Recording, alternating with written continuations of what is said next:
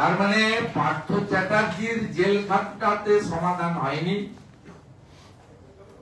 মানিক ভট্টাচার্য সহ জীবন সাহাদের জেল খাটাতে বা এসপি সিনহা, কল্যাণময় গাঙ্গুলি সহ যারা যারা জেল খাটলেন তারপরেও এদের শিক্ষাও হয়নি, সমাধানও হয়নি। সমাধান একটা, যেভাবে অবৈধ বাংলাদেশি মুসলিম অনুপ্রবেশকারীরা সরুঘাটের হাকিমনগর দিয়ে পালাচ্ছে, একইভাবে আগামী নির্বাচনে